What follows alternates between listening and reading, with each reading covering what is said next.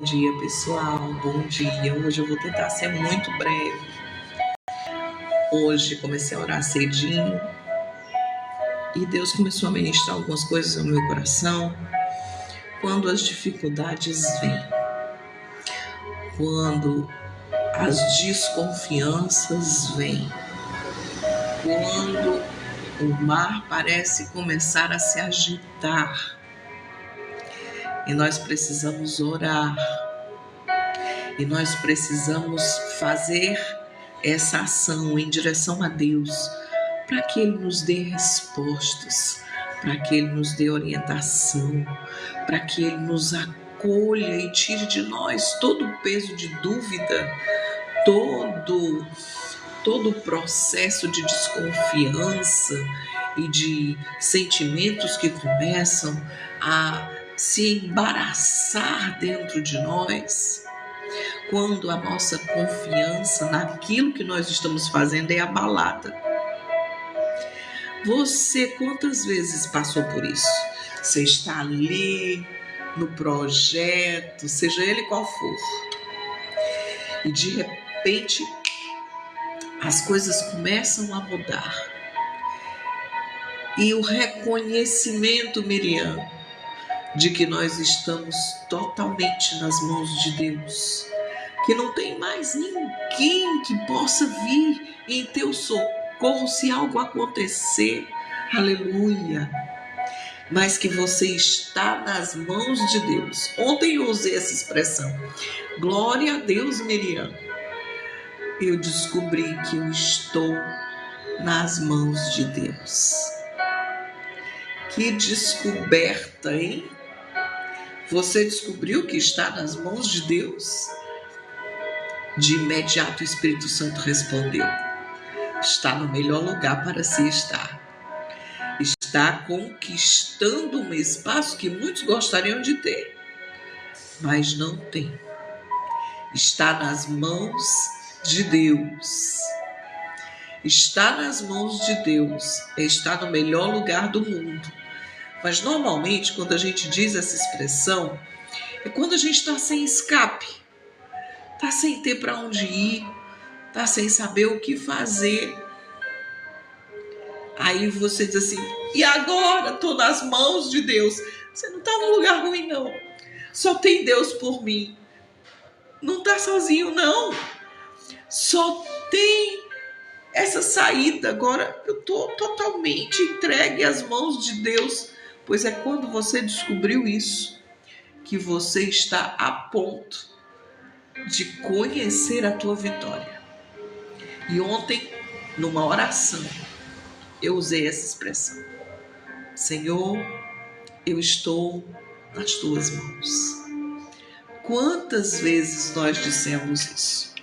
E tem uma pessoa na Bíblia, e o Espírito Santo, tenho certeza, me trouxe esse texto, e eu quero que você leia. José foi traído pelos seus irmãos. Gênesis 37. E Israel amava José mais do que todos os seus filhos, porque era filho da sua velhice, e fez-lhe uma túnica de várias cores, coloridas. Vendo, pois, seus irmãos que o seu pai o amava mais do que a todos eles, odiaram-no e não podiam falar com ele pacificamente. Teve José um sonho, que contou a seus irmãos, por isso o odiaram ainda mais. E disse-lhes: ouvi e peço-vos este sonho que tenho sonhado. E ele conta o sonho para os irmãos. E ele teve outro sonho, e contando ao seu pai, os irmãos dele o repreenderam. Seus irmãos tinham inveja dele. Seu pai, porém, guardava esse negócio no seu coração. Disse, pois, Israel a José: não apacentem os teus irmãos juntos de Siquém? Vem, enviar-te-ei a eles. E ele respondeu: eis-me aqui. Só que quando chega lá, que eles avistam Josézinho chegando, eles começam a dizer, tipo assim, lá vem o sonhador, né? E aí eles acham a oportunidade para afastar ele do pai e dos seus sonhos. E aí quando ele chega, eles tiram a túnica dele e jogam ele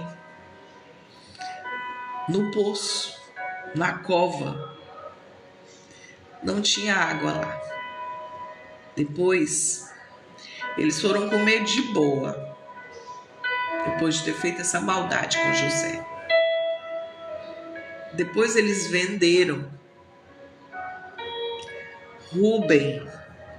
Ele volta à cova, mas José não estava lá. Mas Rúben se afligiu. Chorou, tirou a túnica. Depois, eles criaram aquela história de que uma fera tinha devorado José. E venderam José.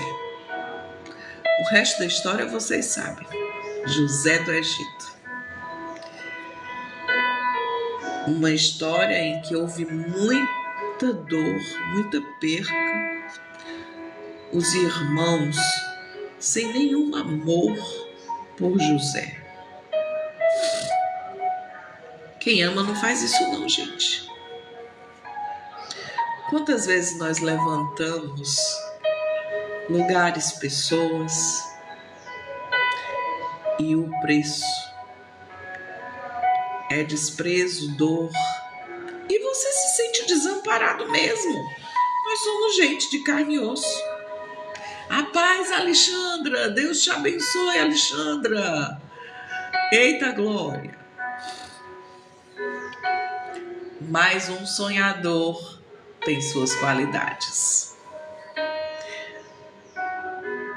Os irmãos de José eram ressentidos porque ele era o favorito do pai e por seus sonhos.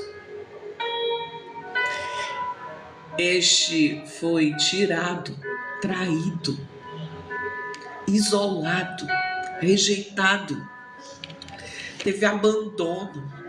Apesar de estar no fundo do poço, José não foi abandonado por Deus.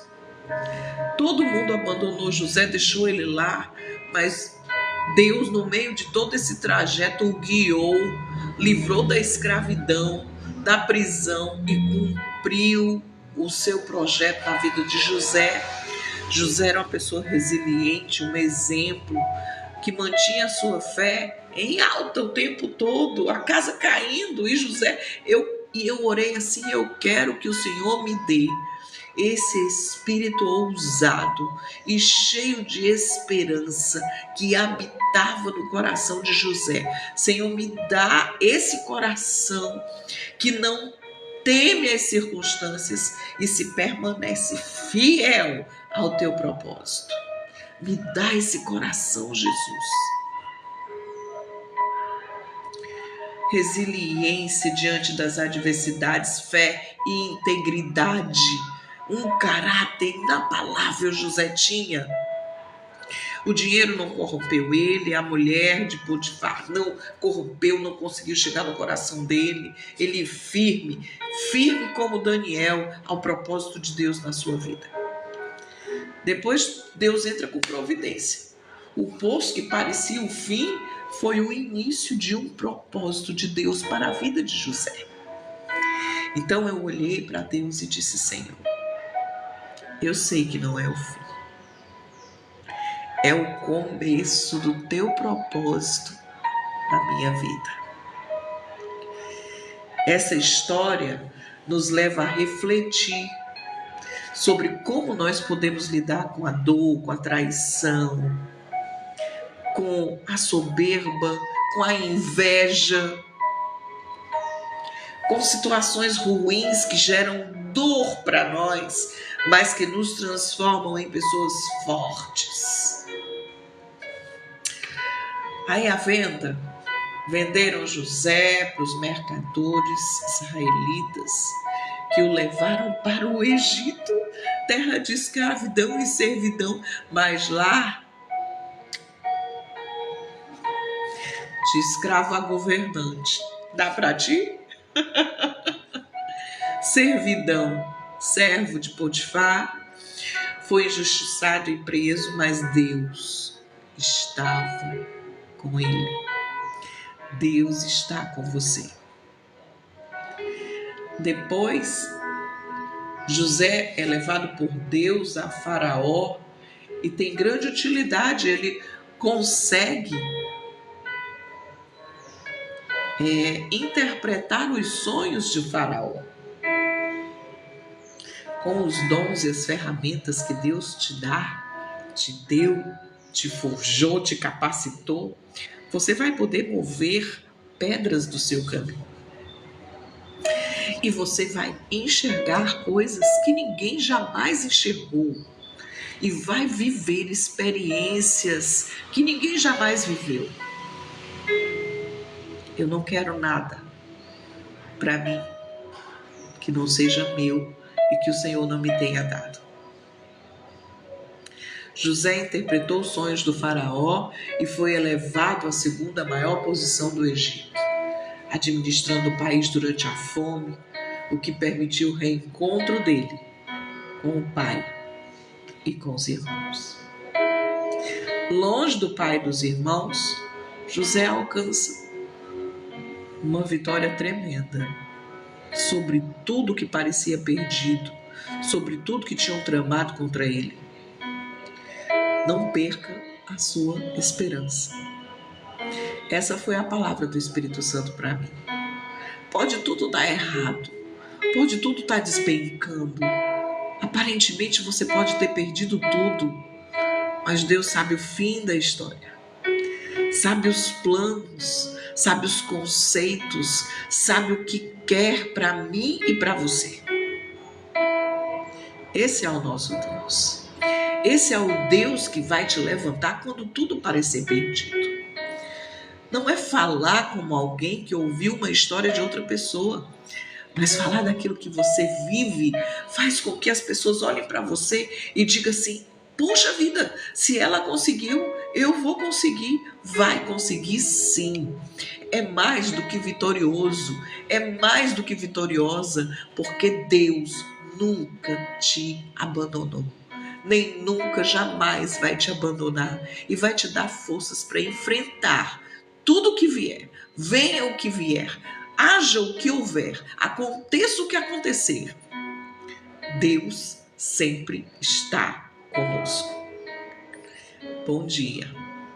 Deus te abençoe, Deus te guarde. Não esquece disso não. Mesmo lá no fundo do poço, os olhos de Deus estavam sobre José. E chegando no Egito, a promessa se cumpriu. Deus te abençoe. Bom dia. No deserto, no Egito, a promessa também se cumpre. Beijo no seu coração.